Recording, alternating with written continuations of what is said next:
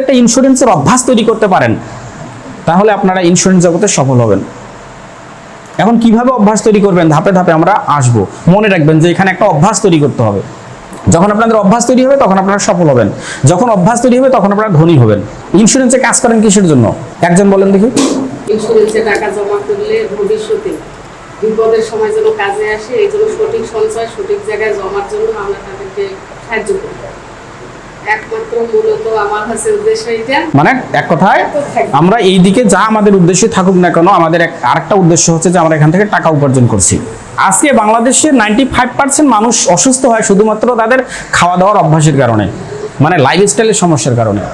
জানেন কি একটা মাটিকে কতদিন ইটের ভাটায় পুড়লে ইট হয়? বছরের পর বছর ধরে আগুন জ্বলছে কিন্তু চুলার মাটিটা ইট হচ্ছে না, বড় জোর একটা পোড়া মাটি হবে। কিন্তু 22 দিন ভাটার মধ্যে একটা মাটিকে জ্বালানোর পরে এত শক্ত ইট হয়ে যায় যেটাকে আমরা হাত দিয়ে ভাঙা দূরের কথা, হাতুড়ি দিয়ে বাড়ি মারলে সহজে ভাঙবে না। 6 মাস থেকে 5 বছর আপনি নিজেকে ভাটার আগুনের মতো নিজেকে পুড়তে পারেন, তাহলে আপনি শক্তিশালী ইটে রূপান্তরিত হবেন। আর একটা আঙ্গুল এইভাবে আমি যতক্ষণ যেটা করছি সেটা করবেন, এরপরে দুইটা। সবাই পিছন থেকে করছে না তো, চলতে থাকবে। তারপরে 3টা, এরপরে 4টা, একটু জোরে।